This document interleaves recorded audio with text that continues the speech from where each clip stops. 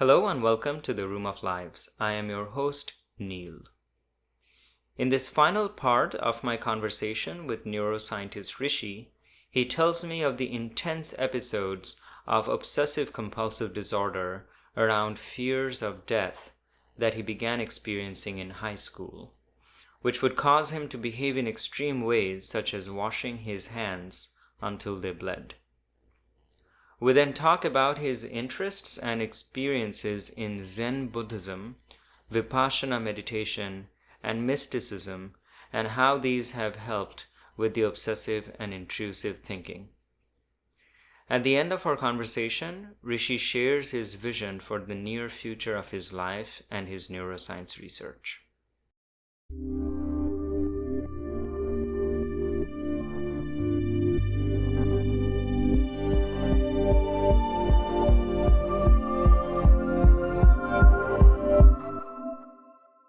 So you wanted, one of your bullet points was anxiety and OCD, relationship to my mind and to therapy.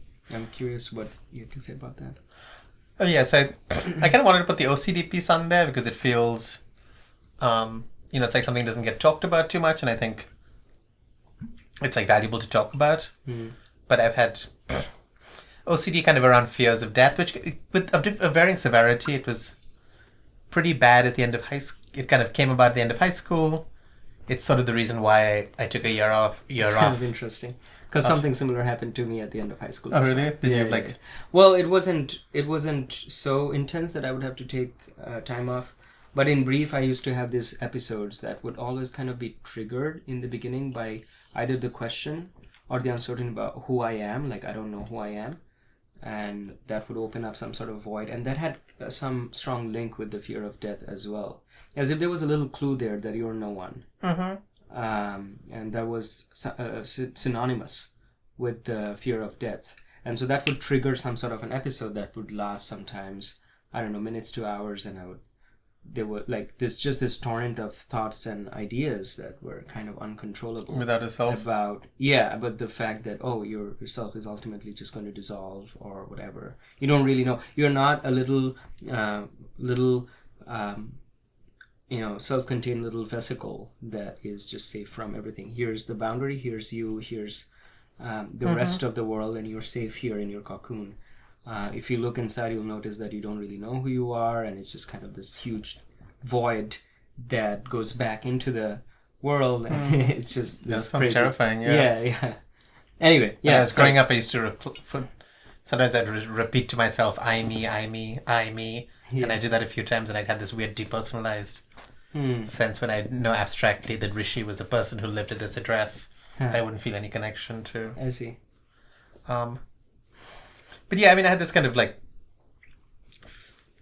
sort of at the beginning of my last year of high school, I started having these, terrible fears of death, fear that I would get cancer, so I kept checking myself for lumps, then I convinced I was going to get HIV, and various other diseases. I started washing my hands until they bled. And so I was took a year off after high school and it was like pretty severe. It got better in college through a bunch of therapy, through various other things. And it kind of comes and goes, but it feels like, but there have been various points at which it can be pretty debilitating, but also, something that feels like at this point, it's part of my life. And I guess one of the reasons to bring that up and anxiety, I feel like OCD goes pretty underdiagnosed. A lot of people who could get help don't, because they don't know, like for like a few years I didn't know. And kind of a combination of cognitive behavioral therapy and various other things helped. But then I've also been in a lot of other like psychotherapy, kind of Jungian work and Freudian work and various other kinds of, which feels like it's been important to, again, constructing the self I am. I also think the OCD has been important to some of my skepticism of thoughts and rationality, because when you're in this OCD state, you can be convinced you're going to die, you can be convinced you have this disease that seems perfectly rational to you, and these thoughts just keep returning, and it feels like, and you start to realize that you don't have control over the thoughts, and then you start to say, well, if you identify, like at one point in my life, I think I identified very much with the voice in my head, but to have it experienced as this sort of alien thing. They're just coming back and forcing you to think about something and forcing you to think about something. Yeah. Kind of creates a situation where you're like, wait, who am I? I'm not this voice in my head. Things I reason about can change completely. Yeah. Something can seem totally rational one moment and totally crazy another moment. Yeah. It kind of like creates that room, which I think has been pretty productive. It also makes me somewhat skeptical about. Yeah. I had a less intense version of OCD that eventually I feel like I have almost 100% control over now. But sometimes I can actually direct it in productive directions now. For example, if I'm designing something, I'm going to be very particular about where, like if I'm designing a website, I can be very particular about where each pixel goes. In the past, it used to be kind of, not very productive. When I was a kid and someone would gift me a new toy, I had this ritual that I had to go through. I would stand up on the bed and just drop the toy from, about shoulder height above my head, and only if it survived that fall would, and as I would do that, there's like the larger part of my head, it seemed, was me. It's like, why am I doing this?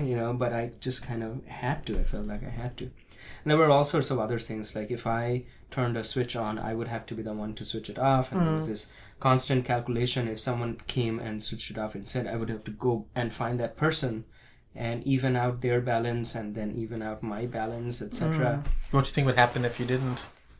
Or just didn't? It just seemed like it was just a very uncomfortable state. It felt like it's just everything was kind of out of balance. It wasn't like there would be any penalty. Although the voice in my head said that it was just, there was no, it was nothing about what would happen. It was just a very uncomfortable situation by itself.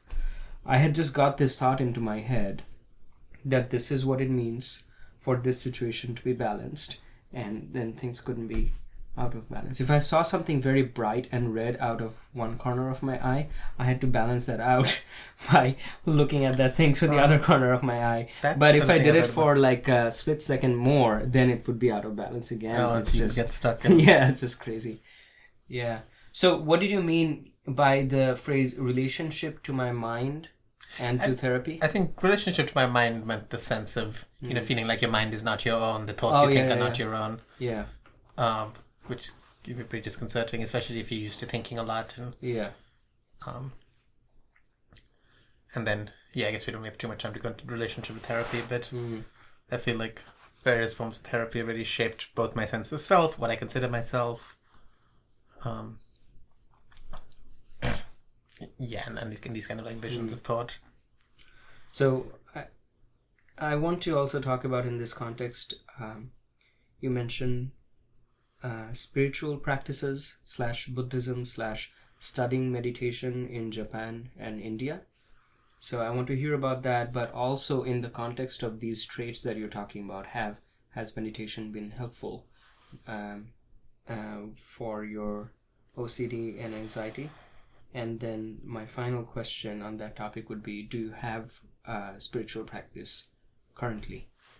Okay, so I've been interested in, like various forms of like mysticism and spiritual practice, especially Buddhist ones, for quite a while since I was growing up. I think my father gave me a book on Alan Watts's book on Zen, which made a really big impression on me. And so I studied, bits and pieces of it. I studied abroad in Japan in college for a semester on this great program that Antioch College used to run, where you live in a bunch of Japanese monasteries, and you you meditate several hours a day, you study Japanese philosophy and sort of art and language, and you kind of play. It's a little bit like playing and being a monk. So it's a little ridiculous, but it was also great. Like, is that program still in existence? I think it is. What did you call it? It was Antioch College. It was an undergrad study abroad program. Okay. So there are about 15 of us.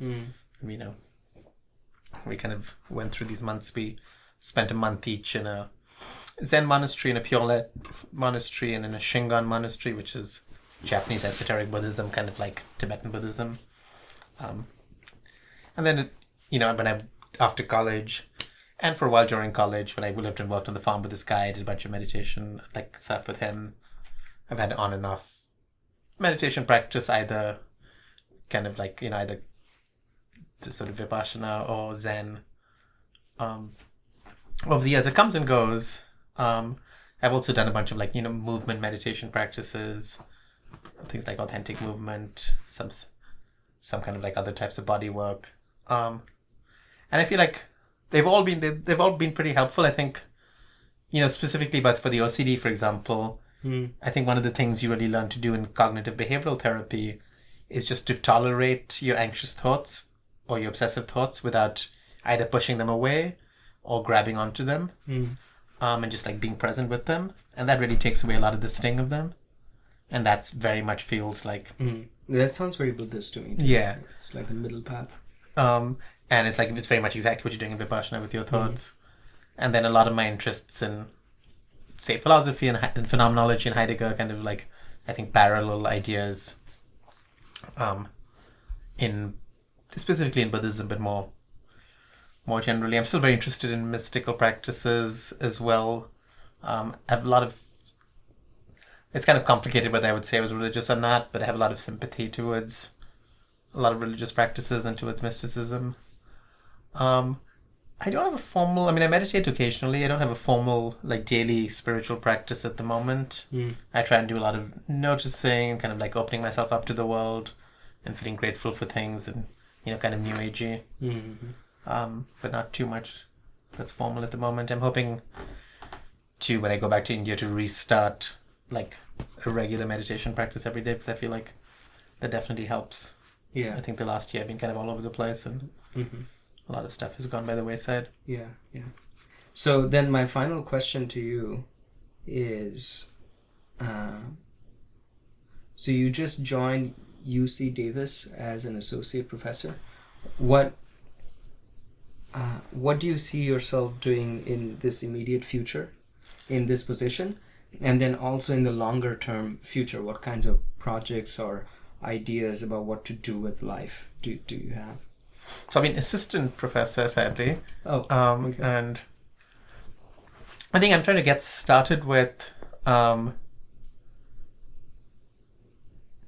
these multiple directions. I think one of the things I'm going to get started with is trying to think about just how nervous systems can hold information over time, even though all of the pieces are kind of like floating in and out. And I've got some ideas for how to think about efficient communication in nervous systems. It's like between networks of neurons. A bunch of mathematical ideas I want to develop based on, kind of large, sparse neural networks.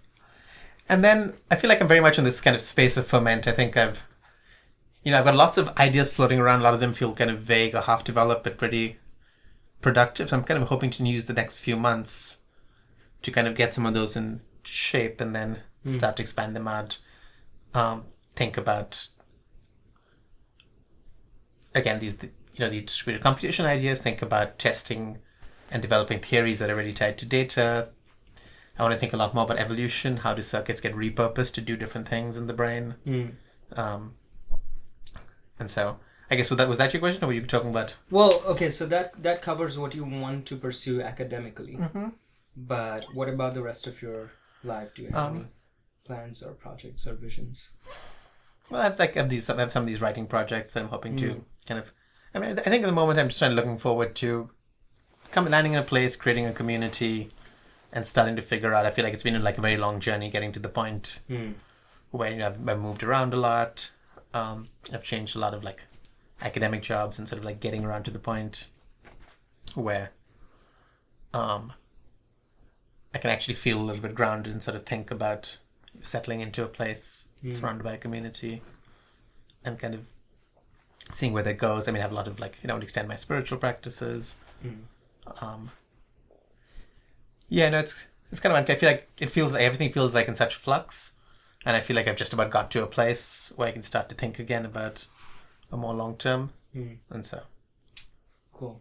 All right. Well, that was a very, very interesting discussion. Well, thank you. That was great. Yeah, thanks for giving me your time. That was fun chatting. Yeah.